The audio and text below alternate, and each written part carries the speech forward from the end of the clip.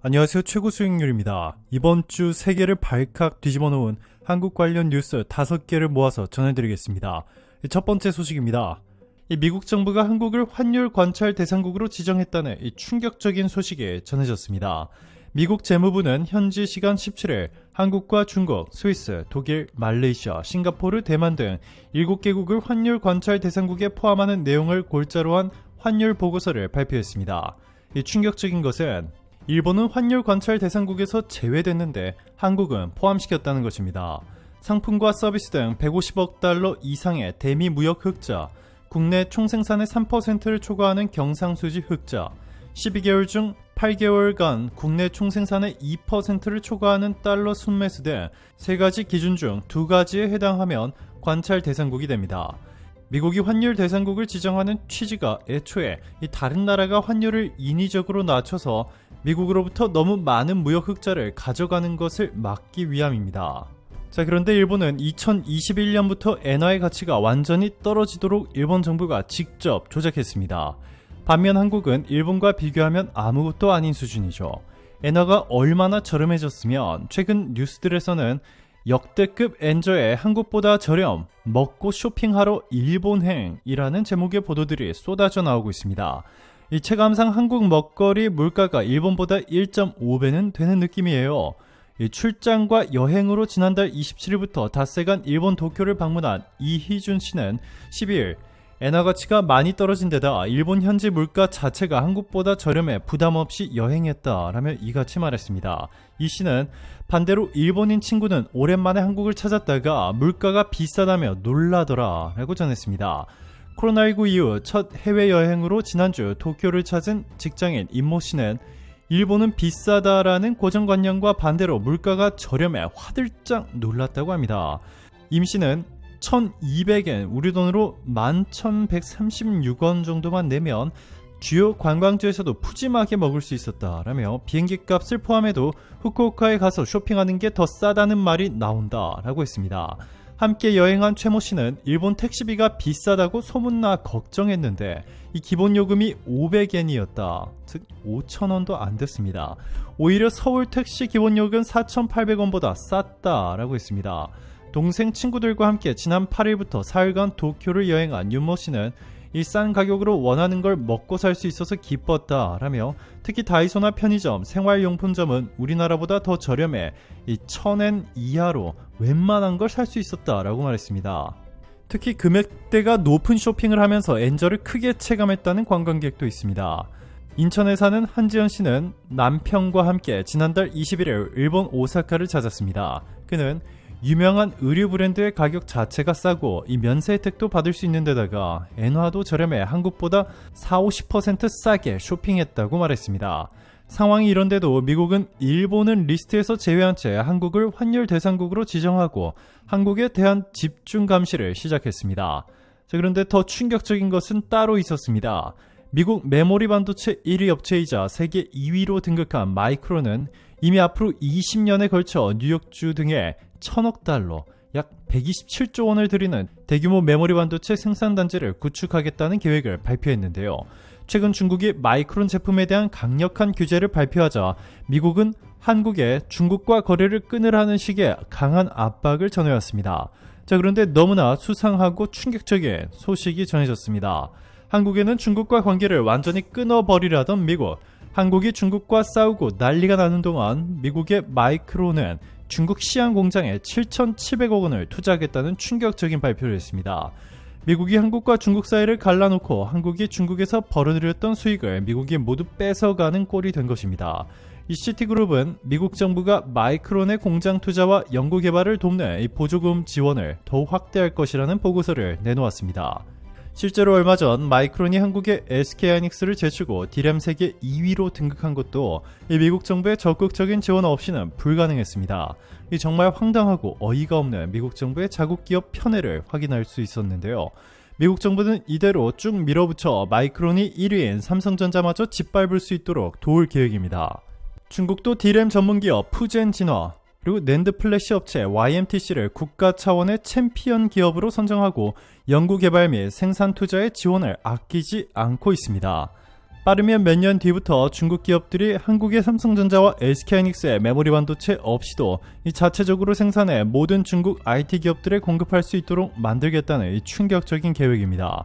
이 D램과 낸드 플래시 등 메모리는 한국의 핵심 수출 품목이자 삼성전자 및 SK하이닉스 실적의 가장 큰 비중을 차지하는 제품입니다. 자연히 두 국가에서 잇따라 자국 기업을 통한 메모리 반도체 공급망 구축에 속도를 내는 일은 삼성전자와 SK하이닉스의 주요 고객이 사라질 수 있음을 의미합니다. 한국 경제에 매우 중요한 역할을 하는 이 반도체가 미국과 중국에 의해 크게 흔들리기 시작한 것입니다. 국내 한 전문가는 미국은 처음에 동맹국과 함께 새로운 반도체 공급망을 만들 것처럼 분위기를 만들었다. 함께 방점을 찍은 한국을 포함한 이 동맹국들은 너도 나도 미국과 손을 잡았다. 하지만 미국은 자국 산업을 보호하는 데 있어 동맹국에 대한 배려는 전혀 없었다.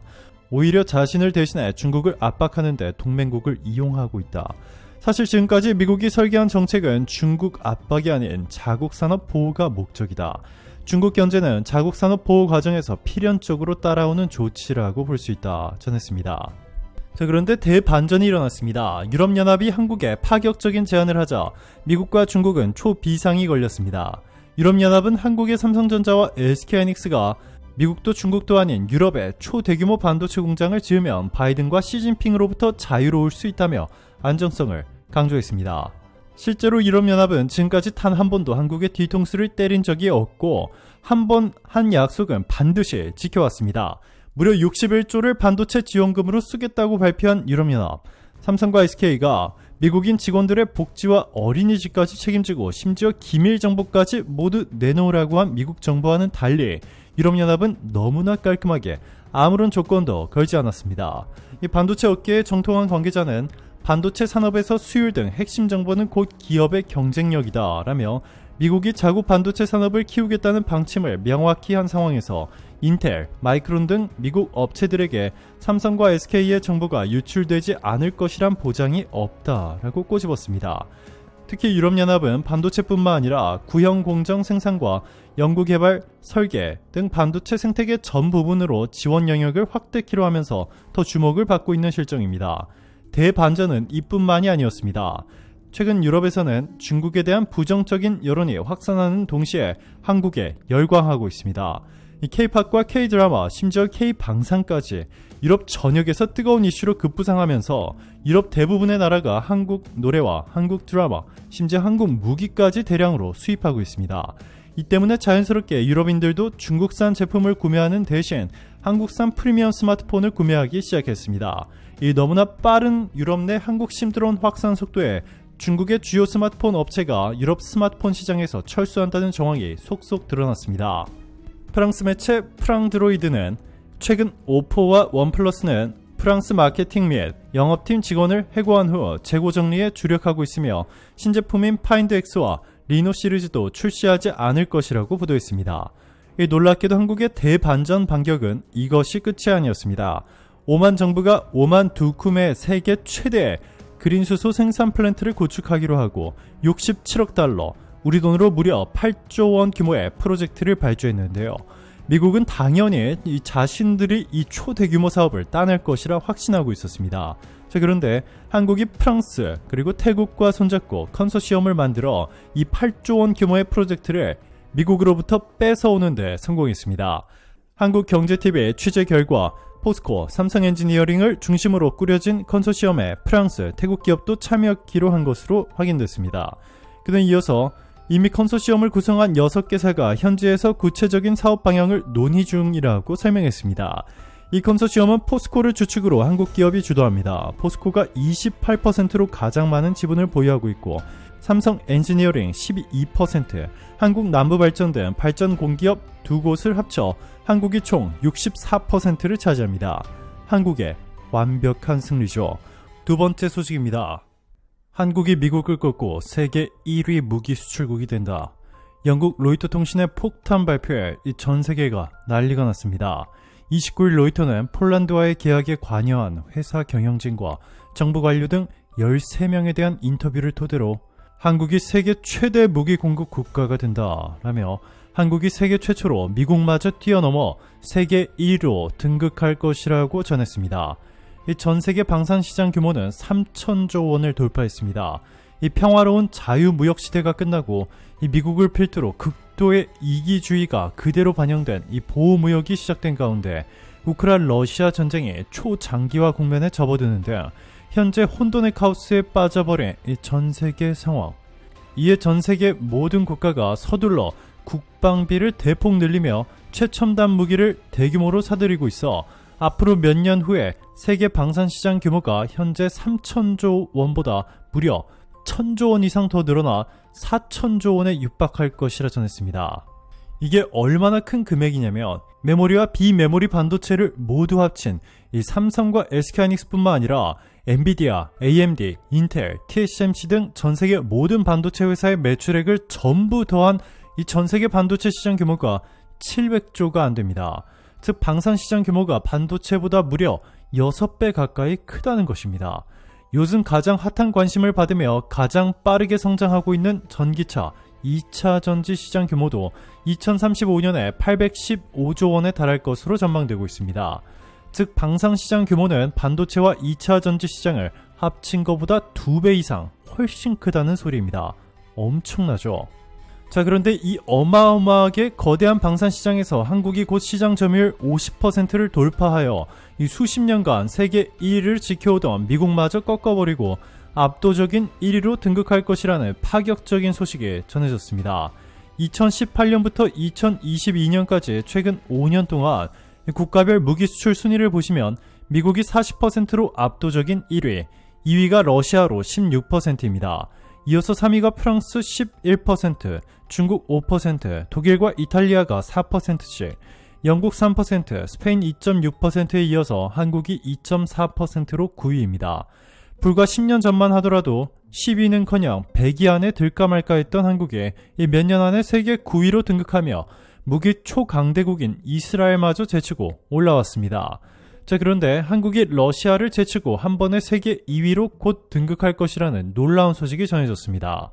그동안 해마다 러시아산 무기를 대량으로 구매하던 동유럽 국가들뿐만 아니라 러시아산 무기가 가성비가 좋다며 무자비하게 사들이던 이 동남아 국가들까지 신기하게도 모두 한 번에 러시아산 무기에서 한국산 무기로 갈아타겠다고 선포했습니다. 태국, 베트남, 인도네시아 등의 국가들이 너무나 신기하게도 같은 타이밍에 일제히 이제 러시아산 무기 수입을 중단할 것이다. 대신 한국산 무기로 모두 교체한다 라는 파격적인 소식을 전해왔습니다.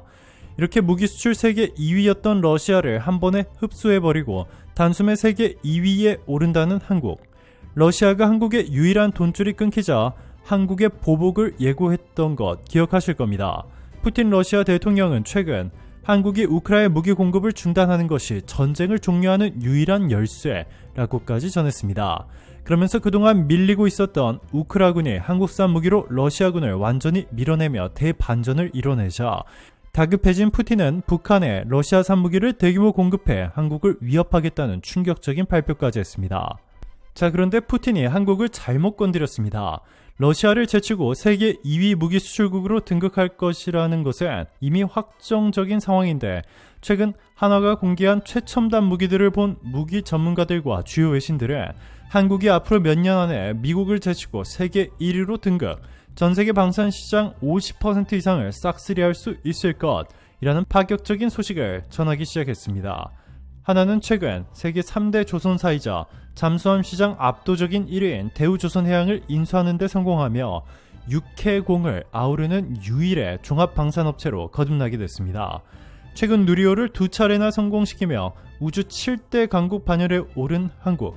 한화가 이 누리호 기술까지 이전받게 된 후 이 전세계를 뒤흔드는 파격적인 발표를 했습니다. 우리는 다소 파괴적인 기술을 개발할 생각도 있다 라고 말이죠. 다른 나라 무기회사들이 이제야 인공지능을 무기에 도입하려고 시도하기 시작했는데 한국의 한화는 이미 인공지능, 로봇, 레이저 등 미래 기술을 접목한 차세대 무기 개발을 완료해 이 세상에 공개했습니다.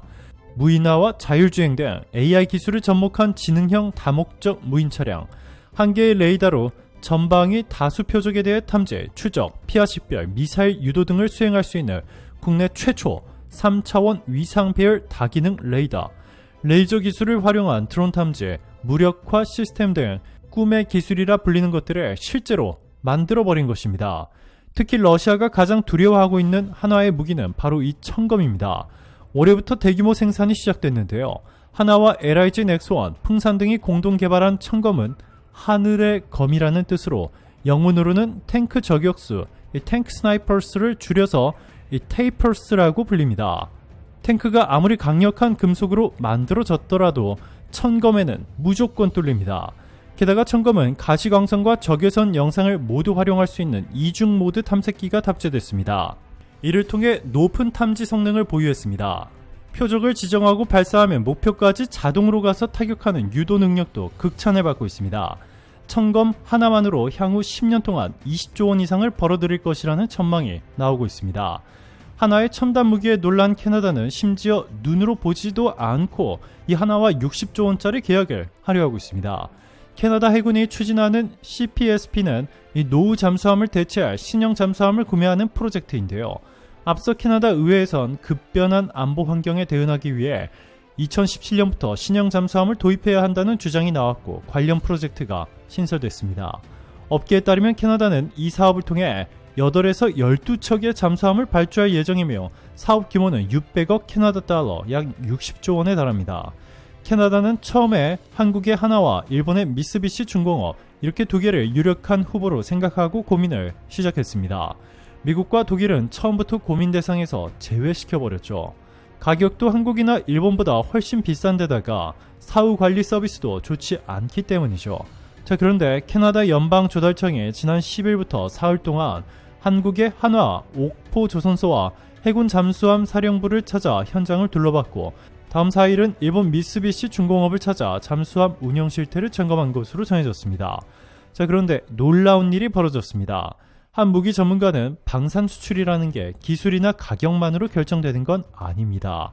수요국과의 관계, 수요국이 처한 외교, 안보적 상황과 같은 복합적인 요인도 영향을 미친다라고 전했는데요.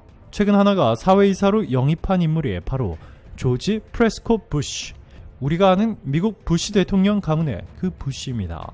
김승현 한화 회장이 한미교류협회 초대 회장을 맡은 뒤부터 한화 가문과 부시 가문은 집안끼리 교류할 정도로 가까운 것으로 알려졌는데요. 조지 P. 부시는 조지 W. 부시 전 대통령의 조카입니다. 미국 공화당 내에서 잠룡으로 분류되는 인물이고 에너지 분야 전문가이면서 10년간 미 해군에 복무한 경험도 있습니다. 이렇게 해서 한국의 한화는 일본과 달리 잠수함 퀄리티뿐만 아니라 이 글로벌 사업, 특히 북미에서 초대형 수주를 싹쓸이할 수 있는 네트워크를 완벽하게 갖춘 셈입니다. 더욱 흥미로운 점은 조지 P. 부시가 미국 해군 장교로 복무하면서 아프가니스탄에 파병된 적이 있다는 건데요. 현재 캐나다 잠수함 도입 사업을 강력 추진하고 있는 캐나다 국방수장 웨인 에어 국방참모총장도 비슷한 시기에 아프간에서 복무했었습니다. 특히 에어 장군은 미국의 전폭적인 지지를 받고 있습니다. 미국이 아닌 사람 최초로 유엔사 부사령관에 올라 한국에 복무하기도 했습니다. 명예평택 시민으로 예영수라는 한국 이름도 선물 받았습니다. 놀라운 것은 이뿐만이 한화는 최근 미국에서도 로비 자금을 폭발적으로 늘리며 미국 정치인들을 정치적 성향 상관없이 마구잡이로 영입하고 있습니다. 9일 업계에 따르면 한화그룹은 조 바이든 미국 대통령 비서실장을 지낼 이 데니 오브라이언 폭스코퍼레이션 수석 부사장을 영입했습니다. 오브라이언 수석 부사장은 2003에서 2006년 당시에 바이든 상원의원의 비서실장을 맡았습니다. 2008년에는 부통령으로 출마한 바이든 대통령 대선 캠프에 합류해 정치이사 역할을 맡았습니다. 최근에는 폭스사 부사장 겸 정부관계 책임자로서 이 회사의 입법, 규제 및 전략 정책 문제를 주도했습니다. 한화가 친바이든계 인사만 영입한 것은 아닙니다. 최근 한화의 사회이사로 선임된 에드원 퓰너 미국 헤리티지 재단 아시아센터 회장은 오브라이언 수석 부사장과 정치적 성향이 전혀 다릅니다. 퓰너 회장은 도널드 트럼프 전 미국 대통령의 측근이자 정책 멘토로 불렸습니다. 여기에 최근 공화당 잠룡으로 불리는 조지 부시의 조카까지 한화 사회이사로 영입하면서 한화는 미국 정치권마저 주무르며 너무나도 강력한 존재로 급부상하고 있습니다. 그리고 이는 즉각 결과로 나타났습니다. 절대 다른 나라에 넘기지 않았던 미국의 수십조 규모 군함 정비 사업을 한화가 최초로 따내는 기적이 만들어졌습니다. 세 번째 뉴스입니다. 베트남의 올해 인구는 9,700만 명으로 동남아시아 3위, 전 세계 15위를 기록했습니다. 베트남 인구 구조의 가장 큰 특징은 15세부터 65세 사이 근로인구가 전체 인구의 68.4%를 차지한다는 점인데요. 국민 2명이 일해서 1명을 먹여 살리는 이른바 인구 황금기에 접어든 것이죠. 기대 수명 상승과 높은 출산율에 힘입어 젊은 인구 비율은 최고 70%를 찍으며 정점에 이를 전망입니다. 베트남 인구는 내년에 1억 명을 넘어설 것으로 전망됩니다. 이처럼 젊고 풍부한 베트남 노동력은 그 자체만으로도 풍부한 자원인데요. 베트남은 수출 중심의 경제 성장을 추구하며 제조업 위주의 외국인 투자를 적극 유치하면서 실업률 3%대의 완전 고용 상태를 유지하고 있습니다. 일자리를 찾아 도시로 몰려드는 젊은이들이 많다 보니 이 기업들은 직원을 쉽게 구할 수 있고 인력이 많이 필요한 사업도 손쉽게 시작할 수 있습니다. 베트남 노동력의 경쟁력은 단연 인건비라고 할 수 있는데요. 선진국에서는 시도할 수 없었던 새로운 사업 모델도 베트남에서는 최저임금이 낮아 얼마든지 시도 가능합니다. 인적 자원이 풍부한 베트남 노동력 임금 수준은 중국의 절반에도 못 미칠 만큼 매우 낮은 편입니다. 베트남은 최저임금을 시간당이 아닌 월 기준으로 발표합니다. 베트남은 5개 중앙 직할시와 58개 성으로 구성되며 각 지역을 1에서 4지역으로 분류한 최저임금 제도를 실시하고 있습니다. 하노이와 호치민 등 대도시가 포함된 1등급 지역의 월 최저임금은 418만 동, 약 21만 2344원이며 2등급 지역은 371만 동, 18만 8468원, 3등급 지역은 325만 동, 약 16만 5100원, 농촌 지역이 주를 이루는 4등급 지역은 292만 동, 약 14만 8336원입니다. 베트남의 노동력은 질적인 면에서도 매우 우수하며 인근 동남아시아 국가와 차별됩니다. 먼저 베트남 국민들은 이 끊임없는 외세 침략을 이기고 독립을 지켜냈다는 자긍심과 끈끈한 공동체 의식을 갖고 있습니다. 또 가족을 중시하고 어른을 공경하는 유교 문화를 갖고 있죠. 이 공산국가이지만 국민들 스스로 잘 살겠다는 의지가 강하고 근면성실하며 미래에 대해서도 긍정적인 편입니다. 한국인들과 매우 비슷하죠. 여러 면에서 우리나라와 국민성과 유사한 점이 많아 국내 기업의 베트남 진출에 큰 도움이 되고 있는데요. 교육열이 높은 것도 우리나라와 비슷한 점입니다. 공산주의 국가 특성상 전 국민의 의무 교육을 받기 때문에 이 베트남 인구 중 15에서 65세 사이의 문맹률은 2%도 안 될 정도로 낮은 데다가 개개인의 학업 성취율도 높은 편입니다. OECD 국제 학생평가 프로그램에 따르면 15세 이상 베트남 학생의 수학, 과학 읽기 학습 능력은 아시아 최고 수준이라고 합니다. 이처럼 우수한 학습 능력은 생산성 향상에 도움을 주어 베트남의 산업화에 기여하고 있습니다. 한국 기업들은 이렇게 유교 사상까지 한국과 비슷한 베트남에 지난 수년 동안 초대규모 투자를 감행했고, 지난번 코로나 기간 동안에 베트남 정부가 온갖 핑계를 대며 한국 기업들에게 사실상 돈을 내놓으라 강제한 충격적인 일이 일어났을 때도 눈 감아줬습니다. 심지어 최근 삼성전자는 베트남에 있는 대규모 스마트폰 생산 공장들을 인도나 인도네시아로 옮길 수 있었습니다. 특히 인도 모디 총리는 삼성이 인도에 오면 베트남이 삼성에 주었던 보조금 특혜 몇 배를 더 줄 수 있다며 적극적으로 구애했지만 삼성은 베트남과의 의리를 끝까지 지켰습니다. 그런데 이번에는 베트남이 고마워하기는커녕 한국의 선을 넘어도 너무 넘어버렸습니다. 지금 화면에 보이시는 이 사진은 충격적이게도 이 베트남 대표단이 러시아 대표단과 최근 만난 모습입니다. 베트남 국가 경제를 이 밑바닥부터 현재 위치에까지 있게 해준 한국에 당연히 줄 줄 알았던 베트남 송전망 사업, 2030년까지 3만 6천 킬로미터에 달하는 이 송전망 건설과 함께 16만 9천여 개 변전소 구축이라는 초거대 프로젝트를 당연히 한국 기업들이 모두 수주할 것이라고 기대하고 있었는데, 베트남은 한국이 아닌 러시아에 이 사업을 모두 주었습니다.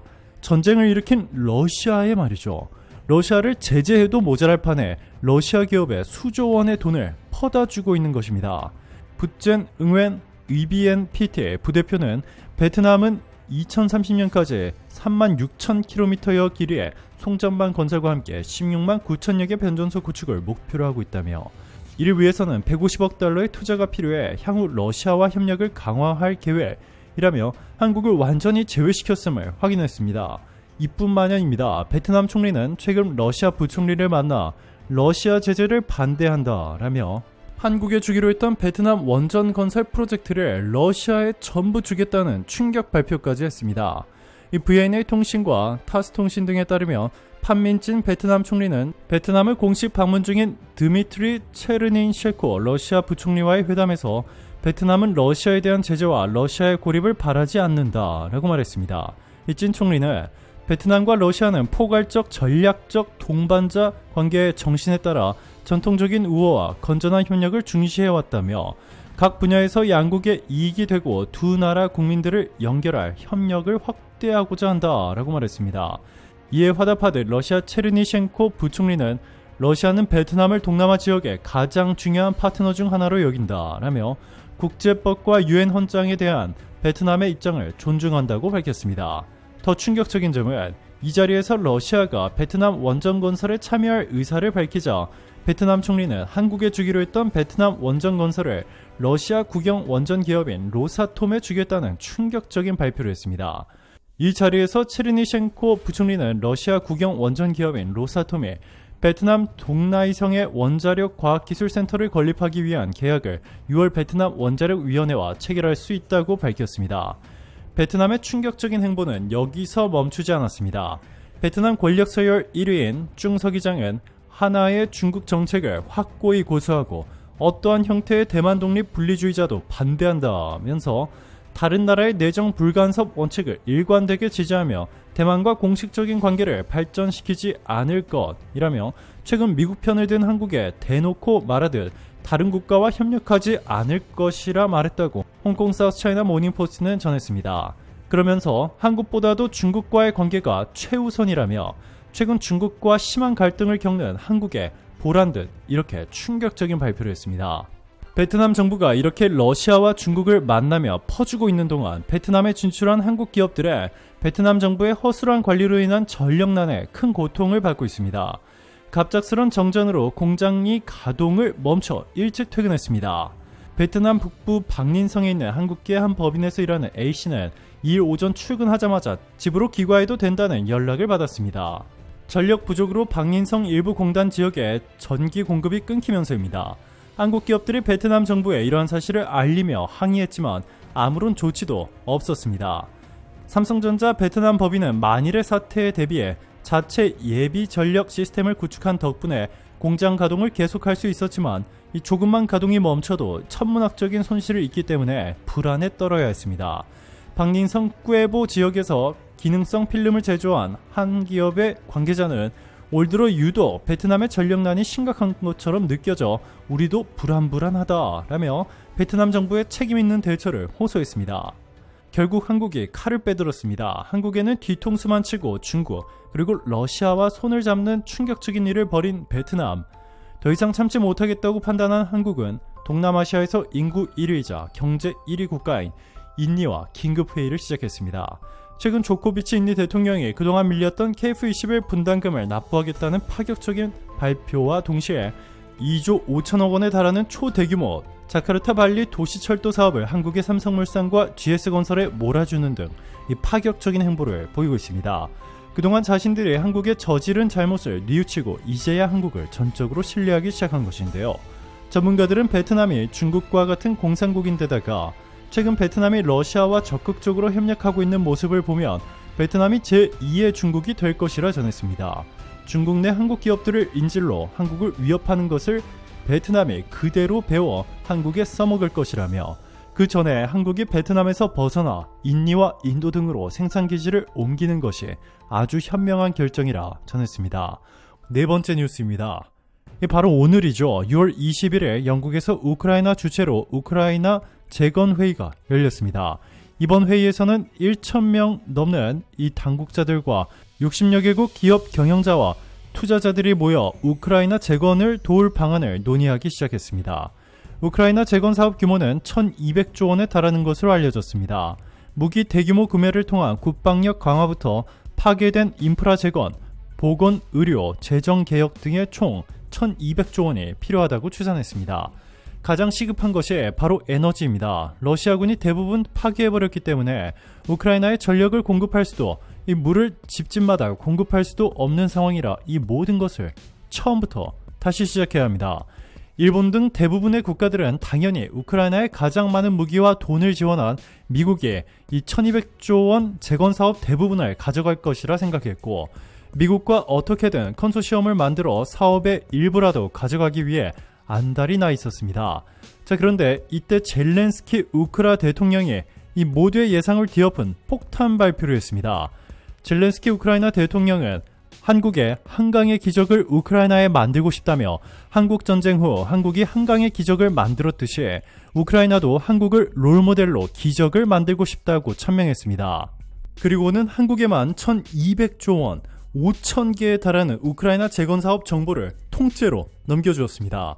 Dream, 이 꿈이라고 이름 붙인 이 데이터베이스에는 우크라이나 어느 지역에서 재원이 어느 정도로 들어가는 재건사업이 필요한지, 이 관할 부처, 지방자치단체는 어디인지 상세히 취합되어 있어 사실상 한국 기업들에게 몰아준 것이나 마찬가지입니다. 우크라이나가 이 정보를 한국에만 먼저 주었는데요. 다른 나라들은 이 정보를 21일, 오늘에서야 받을 수 있었습니다. 한국 기업들은 우크라이나로부터 미리 받은 이 정보들을 가지고 이미 준비 작업에 착수했고, 일부 기업들은 이미 필요한 재료와 기계들을 우크라이나 주변국들로 옮겨놓은 것으로 전해졌습니다.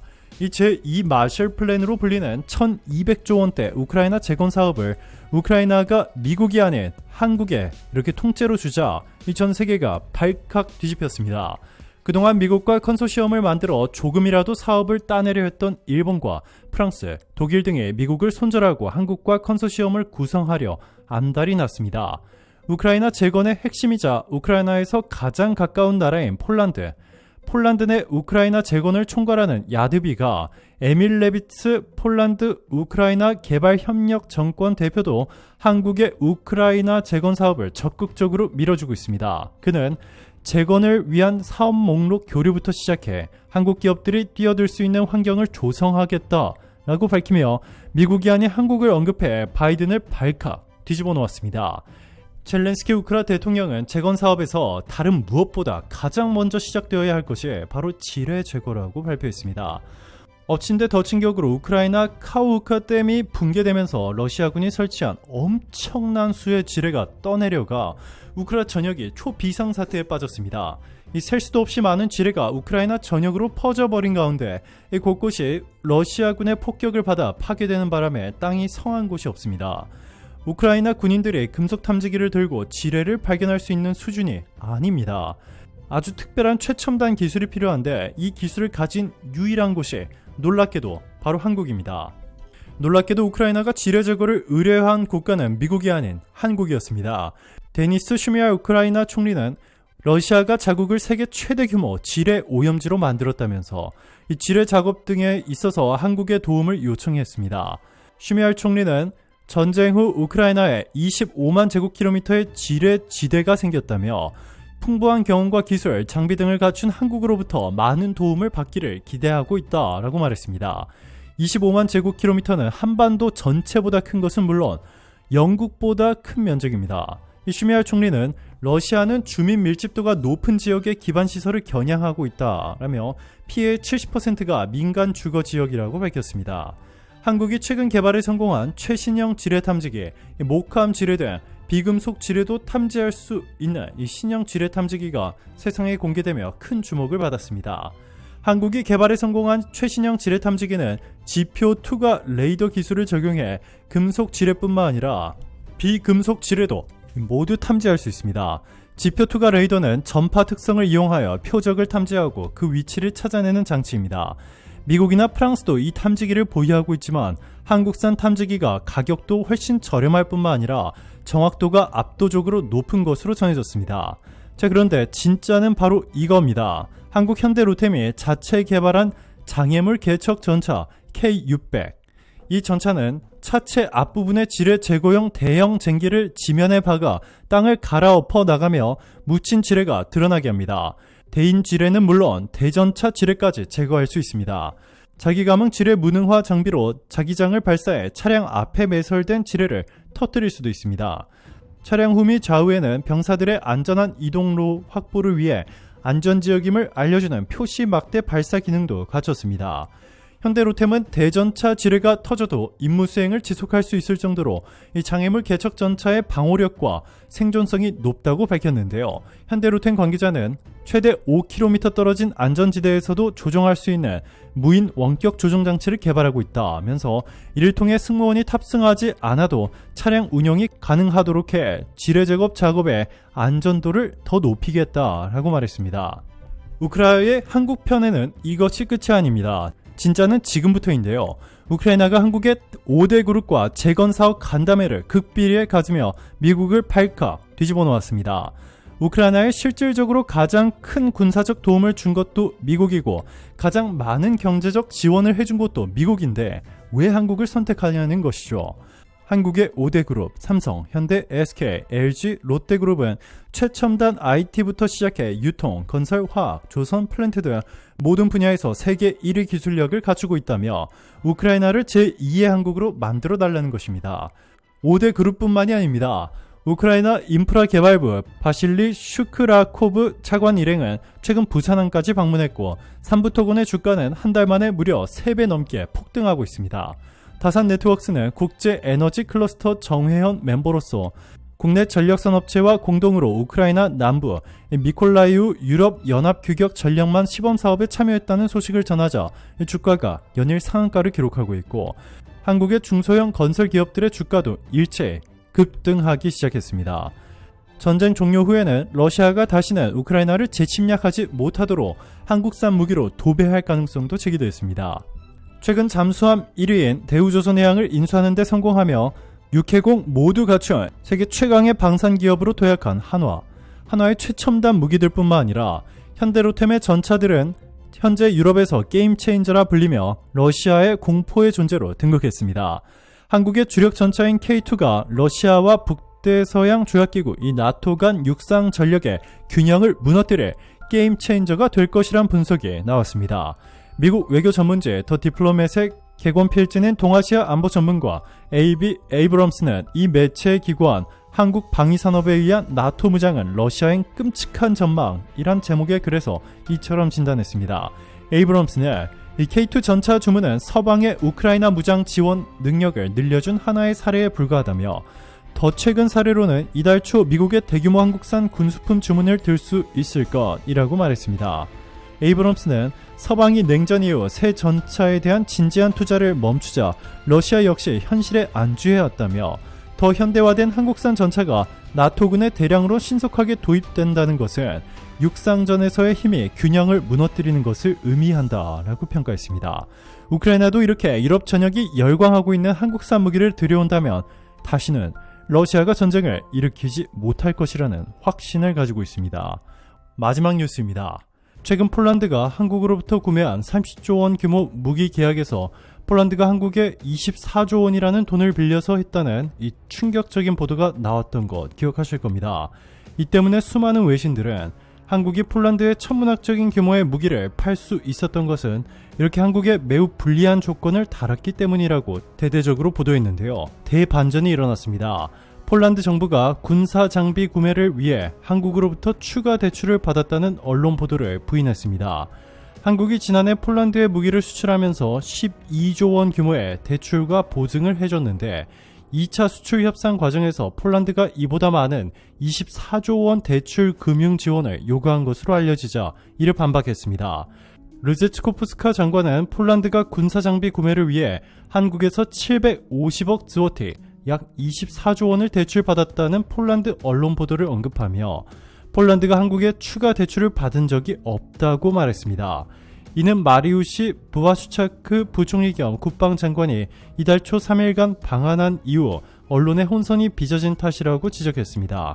폴란드가 한국에서 군사장비 구매를 위해 대출을 받아야 한다는 청중의 질문에도 추가 대출은 없다고 선을 그었습니다. 그는 폴란드가 한국에 추가 대출을 받은 적이 없다며 폴란드 정부는 이미 서명된 계약에 대해 이행 중으로 계약 내 자금 조달이 보장된다라고 밝혔습니다. 그러면서 폴란드로의 군사장비 인도는 이미 진행되고 있다고 전했습니다. 즉 폴란드가 24조 원을 대출 없이 한국에 현금으로 건넨다는 것입니다. 이어서 국방 지출은 국방 개선을 위한 군사장비 구매뿐만 아니라 군대 확장, 현대화를 의미하기 때문에 폴란드 군대 발전을 위해 필요하다며 자금 조달은 다양한 방법을 통해 수행되고 있으며 추가 신용 대출에 대한 의무는 없다고 말했습니다. 그러면서 한국으로부터 820대의 전차와 360문에 달하는 자주포를 폴란드가 사들일 것이라면서 총 30조 원이 넘는 금액을 한국에 전액 현금으로 깔끔하게 지불하겠다는 의지를 명확히 했습니다. 폴란드가 한국에 24조 원 대출을 조건으로 걸었다는 소식은 가짜뉴스였고, 오히려 폴란드는 폴란드 정부가 추진하는 10조 원 규모의 신공항 건설 프로젝트를 통째로 한국에 맡기겠다는 파격 발표까지 했습니다. 한국 기업 수주는 물론 인천국제공항공사가 8천억 원 가까운 지분 투자를 추진하고 있어 전 세계로부터 부러움을 사고 있습니다.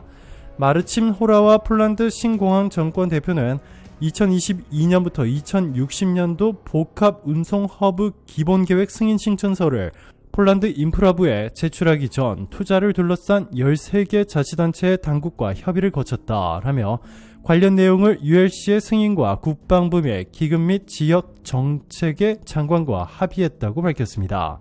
폴란드 신공항 사업은 기존 관문인 바르샤바 쇼팽 공항을 대체하는 중동부 유럽 최대 규모의 공항을 건설하는 것을 목표로 할 만큼 규모가 엄청납니다. 사업 규모는 약 10조 원에 달합니다. 폴란드 정부는 한국의 인천공항공사에 무려 12.5%의 지분을 주겠다며 파격적인 제안을 한 것으로 전해졌는데요. 이 단순히 돈만 대주고 수익만 챙기는 재무적 투자자가 아닌 이 폴란드 공항의 경영까지 관여할 수 있는 전략적 투자자 제의를 받은 것으로 알려져 이 전 세계가 발칵 뒤집혔습니다. 유럽 국가에서 이렇게 공항 운영권을 한국에 준 사례는 역사상 처음 있는 일입니다. 공항뿐만 아니라 초대규모 폴란드 철도망 공사도 한국 기업에 안겨주었습니다.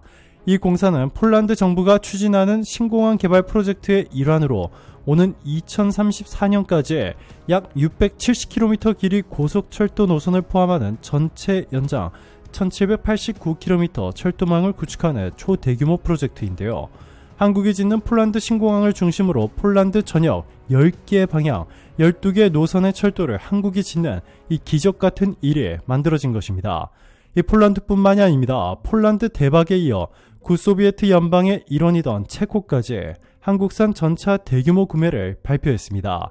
12일 대한무역투자진흥공사 방산물자교육지원센터가 분석한 체코군 신형 전차 구매 추진 동향에 따르면 체코 국방부는 전력 보강을 위해 2027년부터 2030년 신형 전차 50에서 70여 대를 구매하는 방안을 추진 중인데요. 특히 독일 크라우스 마파이의 신형 레오파르트 EA7 플러스나 EA8, 한국 현대로템의 K2 흑표, 미국 크라이슬러 디펜스의 에이브럼스 전차 등을 후보 모델로 검토 중. 한국산 전차가 독일산이나 미국산보다 성능은 훨씬 뛰어난데 가격은 훨씬 저렴하다 보니 한국산을 선택하지 않을 수 없다고 현지 전문가들은 말하고 있습니다.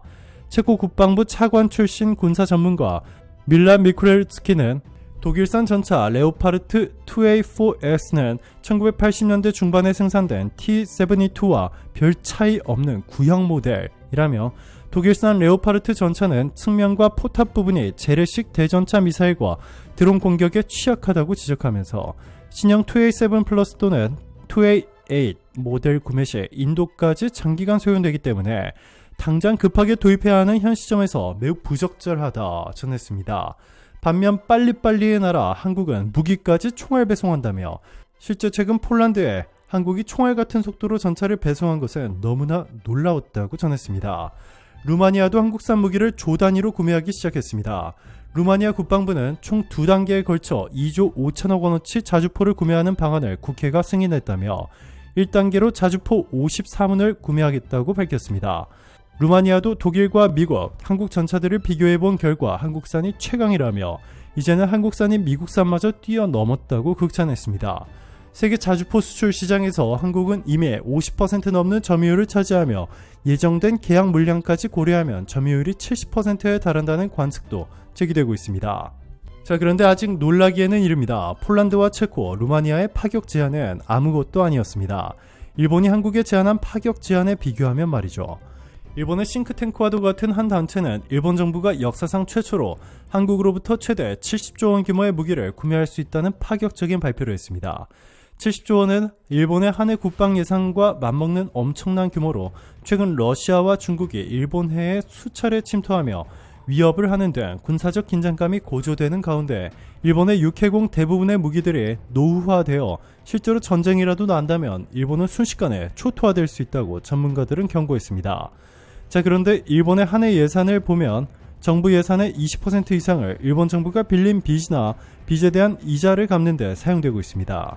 200조 원이 넘는 엄청난 규모가 그동안 일본 정부가 마구잡이로 빌린 돈에 대한 이자를 갚는 데 사용되고 있는 것입니다. 이렇다 보니 국방 예산을 많이 쓰지도 못하는 상황 속에서 일본의 육해공 무기 대부분이 노후화되어 위기에 직면해 있습니다.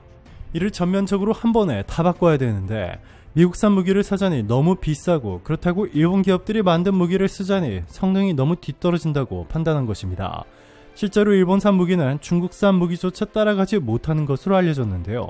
이 때문에 유일한 선택지는 한국밖에 없다고 일본 단체들은 입을 모으고 있습니다.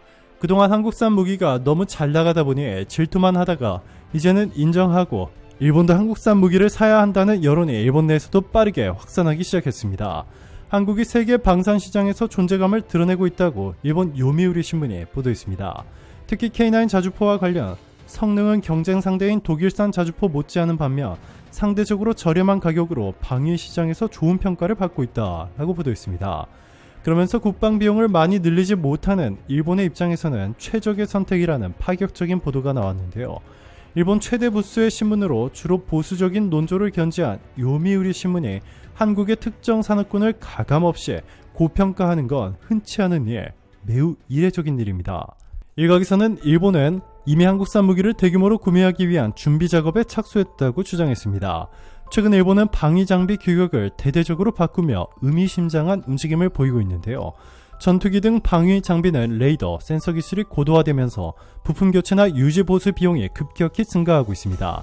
일본 방위비에서 유지비가 차지하는 비율이 1990년 10% 이상에서 올해 약 30%까지 상승했다며 가격은 저렴한데 성능은 세계 최고인 한국산 탱크와 자주포, 공격용 헬기, KF-21까지 거론되고 있습니다. 오늘도 감사합니다. 이번 주말도 최고로 행복한 시간 보내시길 바랄게요.